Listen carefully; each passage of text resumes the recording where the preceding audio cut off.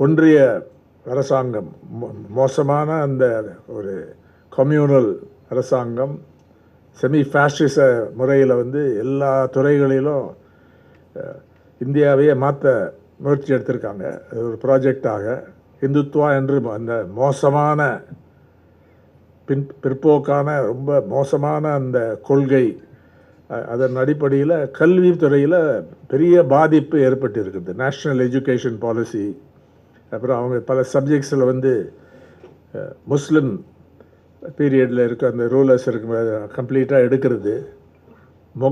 முகல் பீரியடை வந்து ரொம்ப கொச்சைப்படுத்தி அந்த ஹிஸ்ட்ரி புக்ஸில் எழுதுறது. வேதிக் மேத்தமேட்டிக்ஸ் என்ற பெயரில் என்னென்னவோ பிற்போக்கான ஐடியாஸை கொண்டு வருது. இந்தியா வந்து மேத்தமேட்டிக்ஸில் முன்னேறிருக்காங்க, அது உண்மைதான். அதை பற்றி இருக்குது. கேரளா ஸ்கூல் ஆஃப் மேத்தமேட்டிக்ஸ் இதெல்லாம் இருக்குது நிறையா. ஆனால் இவங்க சொல்கிறது வந்து வேறு இது. எல்லாம் அந்த பழைய இதில் ஹிந்து சமுதாயம்தான் அது காரணம் என்று எடுக்கக்கூடிய ஒரு பிற்போக்கான பொய்யான ஒரு போக்கை எடுத்திருக்காங்க. அதனால் எஜுகேஷன் ஃபீல்டில் தான் அவங்களுக்கு எப்பவும் குறிப்பு. அவங்க இவ்வளோ வலுவாக அந்த பவர்ஃபுல்லாக இல்லாத நேரத்தில் கூட, அந்த காலத்தில் கூட அவங்க வந்து டெக்ஸ்ட் புக்ஸை திருத்தி எழுதி, இந்த டெக்ஸ்ட் புக் கான்ட்ரவர்சி என்று வந்தது அந்த ஜன்சன் பீரியடில் இவங்க வந்து இருந்ததில். பல மாநில அரசாங்கங்கள், ஹிந்தி பேசக்கூடிய மாநிலங்கள் இருக்கக்கூடிய அந்த அரசாங்கங்கள் அந்த புக்ஸை மாற்றிட்டுறாங்க. அது அந்த முயற்சி இன்றைக்கும் நடக்கிறது. அதுதான் ரொம்ப முக்கியமான ஒரு ஐடியாலஜிக்கல் ஒஃபென்சிவ் என்று சொல்லலாம். பொலிட்டிக்கல் அரசியல் துறையில் அவங்க செய்கிற அதே சமமான இதில் கல்வித்துறை, ஐடியாஸ் துறையில் செய்கிறாங்க. அது ஒரு லாங் டேர்ம் ப்ரோக்ராம். இன்றைக்கு ஆர்எஸ்எஸ் வந்து கிட்டத்தட்ட 100 வயது, ஆர்எஸ்எஸ் 100 years ஓல்டு அந்த இதில். அதனால் அவங்க தீர்க்க பார்வையுடன் இந்த பிளானை வச்சுருக்காங்க. இந்தியாவை ஒரு ஹிந்து நாடாக மாற்ற வேண்டும், ஹிந்து பாலிட்டியை மாற்ற வேண்டும் என்று. அதற்கு எல்லா முயற்சிகளும் எடுக்கிறாங்க. புக்ஸ் என்றால் அவருக்கு உயிர், ஒரு லைஃப் ஆஃப் த மைண்ட். அதே நேரத்தில் வெரி குட் ஆர்கனைசர். நீங்கள் கேள்விப்பட்டிருப்பீங்க, இல்லை படிச்சிருப்பீங்க. அவர் வந்து 1941ஆம் ஆண்டு கம்யூனிஸ்ட் கட்சியில் உறுப்பினராக ஆனார். அதுக்கு முன்னால் மாணவர் தலைவராக இருந்தார். அந்த விவரங்களுக்கு போக தேவையில்லை. ஆனால் ஒரு மிலிட்டன்ட் கம்யூனிஸ்ட், ஒரு மிலிட்டன்ட் ரெவல்யூஷனரி, அந்த முடிவை கிளியராக எடுத்துட்டார். அவர் வந்து சிறந்த வக்கீலாக இருக்க முடியும். மெட்ராஸ் கிறிஸ்டியன் காலேஜிலேருந்து அவரை எக்ஸ்பெல் பண்ணிட்டாங்க. அந்த இதில் போராட்டத்தில், அதாவது சுதந்திர போராட்டத்தில் ஒரு ஈடுபாடு இருந்தது. தலைமை வகித்தார் அந்த யூனிட்ஸுக்கு. அப்புறம் இந்த பிரசிடென்சி காலேஜ்லேயும் அவரால் படிப்பு முடிக்க முடியல. இதனாலனா நல்ல மாணவர், நல்லா படிக்கிறவர். ஆனால் அந்த ஒரு சாக்ரிஃபைஸ், அந்த இதை முடிக்க முடியல. அவர் ஒரு டிகிரி எடுக்க முடியல. சிறந்த ஆர்கனைசர், ஒரு மிலிட்டன்ட் காம்ரேட். சிறையில் போயிருக்காரு, தலைமறைவாக இருக்கார். ஆனால் எல்லா நேரத்துலேயும் ஒரு ஈக்குவானிமிட்டி இருக்கும். அது என்ன வந்தாலும் அக்செப்ட் பண்ணி நம்ம இயக்கத்துக்கு முழுமையாக அர்ப்பணிக்கக்கூடிய ஒரு அந்த ஸ்பிரிட் ஆஃப் சாக்ரிஃபைஸ், அந்த நாலேஜ் இருக்கும். அது அந்த இதில் கம்யூனிஸ்ட் இயக்கங்கள் வெறும் இந்தியா மட்டும் இல்லை, இன்டர்நேஷ்னல் கம்யூனிஸ்ட் மூமெண்ட்டை பற்றி ஆழமாக படிப்பார், அதை பற்றி விவாதிப்பார். ஒரு ப்ராடாக விவாதிப்பார். இது பல ஐடியாஸ் வச்சு. சிபிஐஎம்முடைய பாலிட் பியூரோ வெளியே இருந்திருக்காரு. அதனால் மேஜர் கான்ட்ரிபியூஷன்ஸ். சிறந்த எழுத்தாளர், அதுதான் இந்த புக் வந்திருக்கு. இதை டிக்டேட் பண்ணியிருக்கார் போல் இருக்கு. டிக்டேட் பண்ணி அம்மா அதை எழுதி கொண்டு வந்தது ரொம்ப சிறந்த ஒரு விஷயம். அது வந்து விஜய் சங்கர் ஆங்கிலத்தில் டிரான்ஸ்லேட் பண்ணுறது நல்ல ஒரு முயற்சி. அது எப்போ முடியும்னு தெரியல. இன்னும் ஃபியூ மந்த்ஸ்லையா, 2 years, 1 month, ஒரு மாதத்தில் வரப்போகிறது போல் இருக்கு. அதனால் இன்றைக்கி அந்த அவருடைய 100ஆண்டை கொண்டாடுவதில் ஒரு முக்கியத்துவம் வாய்ந்திருக்குது. அவர் இருக்கிற டைம்லேயும் நான் எஸ்எஃப்ஐயில் இருக்கும்போது கூட சிறந்த மாணவர்கள் வருவாங்க, இயக்கத்துக்கு வருவாங்க. நல்ல பல பேக்ரவுண்ட்ஸ்லேருந்து வந்தாலும் நல்லா படிக்கிறவங்க, அதே நேரத்தில் ஆர்கனைஸ் பண்ணுவாங்க, போராட்டம் நடத்துவாங்க, கேம்பஸில் நடத்துவாங்க, வெளியில் வருவாங்க. கம்யூனிஸ்ட் இயக்கத்தில் ஒரு முக்கியமான ஒரு பகுதியாக இருந்தாங்க. அதுக்கப்புறம் ஒரு அளவுக்கு ஒரு டிக்ளைன் ஏற்பட மாதிரி இருந்தது. ஆனால் இப்போ வந்து ரீசெண்டாக பார்த்தா பல பகுதிகளிலிருந்து தமிழ்நாட்டில் குறிப்பாக ஒரு எழுச்சி இருக்குன்னு தான் தெரியுது. போதுமான அளவுக்கு இருக்கானா இல்லை அந்த இதில்.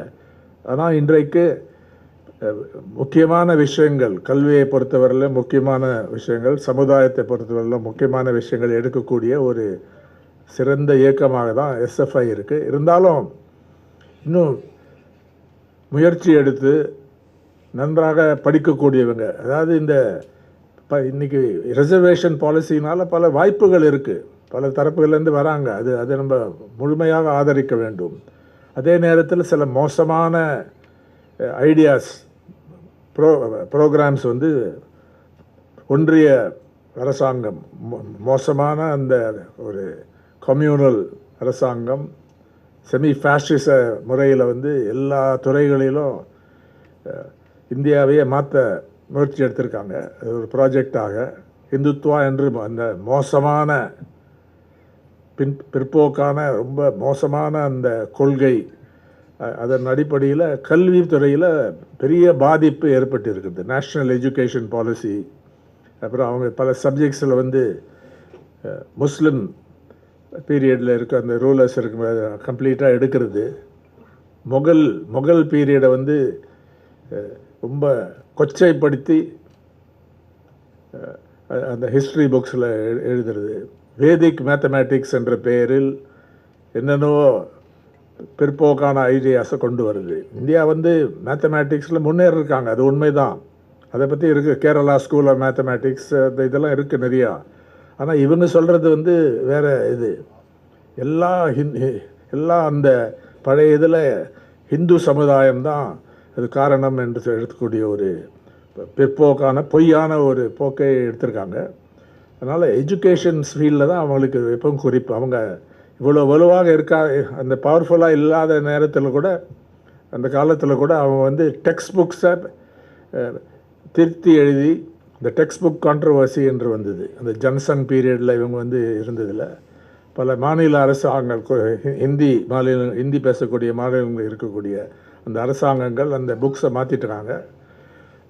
அது அந்த முயற்சி இன்றைக்கும் நினைக்கிறது. அதுதான் ரொம்ப முக்கியமான ஒரு ஐடியாலஜிக்கல் ஒஃபென்சிவ் என்று சொல்லலாம்.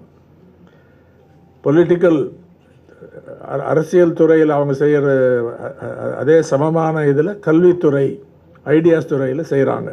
அது ஒரு லாங் டேர்ம் ப்ரோக்ராம். இன்றைக்கு ஆர்எஸ்எஸ் வந்து கிட்டத்தட்ட 100 வயது, ஆர்எஸ்எஸ் 100 years old அந்த இதில். அதனால் அவங்க தீர்க்க பார்வையுடன் இந்த பிளானை வச்சுருக்காங்க, இந்தியாவை ஒரு ஹிந்து நாடாக மாற்ற வேண்டும், ஹிந்து பாலிட்டியை மாற்ற வேண்டும் என்று. அதற்கு எல்லா முயற்சிகளும் எடுக்கிறாங்க. போன லோக்சபா தேர்தலில் அவங்களுக்கு பெரிய ஒரு அளவுக்கு அடி கிடைத்தாலும் அவங்கள வந்து அண்டர் எஸ்டிமேட் பண்ண முடியாது. இன்றைக்கு தமிழ்நாட்டிலையும் அப்படி தான். தமிழ்நாட்டில் வந்து பிஜேபிக்கு ரொம்ப பெரிய பேஸோ ஏதோ இல்லைனாலும் முயற்சிகள் நடந்திருக்கு. எப்படியாவது முன்னேற வேண்டும், எப்படியாவது இங்கே ஒரு கால் வைக்க வேண்டும், ஒரு பேஸ் எஸ்டாப்ளிஷ் பண்ண வேண்டும் அப்படின்னு சொல்லி பல தந்திரங்களுடன் செயல்படுகிறார்கள். மாணவர்கள் இந்த விஷயத்தை புரிந்து பிஆர்சியுடைய மெமரியை ஆனர் பண்ணுறது என்றால் இந்த நூற்றாண்டில் இன்னும் சிறந்த முயற்சி எடுத்து நன்றாக படிக்கக்கூடிய மாணவர்கள். அன்றைக்கு அதிகமாக பெண்கள் வந்து எஸ்எஃப்ஐயில் இங்கே தமிழ்நாட்டில் வரமாட்டாங்க. இன்றைக்கி அது கொஞ்சம் ஓரளவுக்கு மாறி இருக்குன்னு நினைக்கிறேன். அவங்க தான் சிறந்த முறையில் படிக்கிறாங்க எல்லா இடத்துலையும். இதில் எக்ஸாம்ஸ் பார்த்திங்கன்னா அவங்க தான் ஃபஸ்ட்டு வராங்க எல்லா கிளாஸ்லேயும்.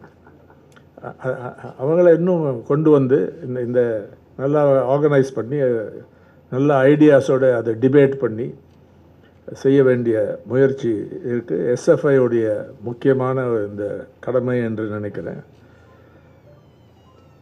இடதுசாரி இயக்கங்கள், குறிப்பாக கம்யூனிஸ்ட் கட்சி, குறிப்பாக சிபிஐஎம் இந்த முயற்சிக்கு தலைமை தாங்கும் என்று நான் நம்புகிறேன். அதுக்கு வந்து ஒரு ஊக்கமளிக்கும், எல்லா விதமான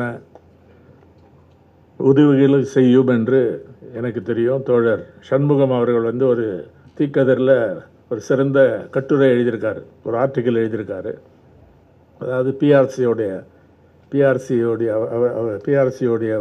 கைடன்ஸுடன் மாணவ இயக்கத்தில் எப்படி இருந்தார்.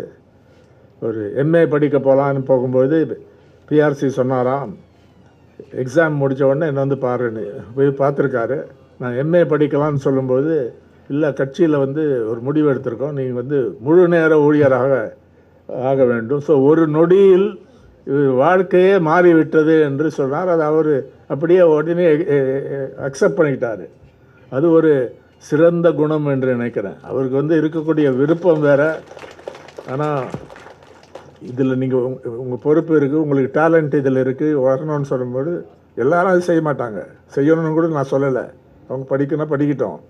ஆனால் உடனே அது ஒரு சிறப்பான ஒரு சர்ப்ரைசிங்கான விஷயம் என்று நன்றாக தெரிகிறது. அதனால் பல பேர் அது அந்த பிஆர்சியை பற்றி, அவருடைய குணங்களை பற்றி, அவர் வந்து ஒரு இன்டலெக்சுவல், ஒரு லீடர்ஷிப் இதில் எடுத்தாருங்கிறதுக்கு பல இது இருக்குது. அதே நேரத்தில் வெறும் படிப்பு மட்டும் இல்லை, நான் படிச்சுட்டு ரூமில் இருந்து எழுதுகிறேன் மட்டும் இல்லை, ஆக்சுவலாக ஆர்கனைஸ் பண்ணியிருக்காரு ஒரு மிலிட்டன்ட் இதில்.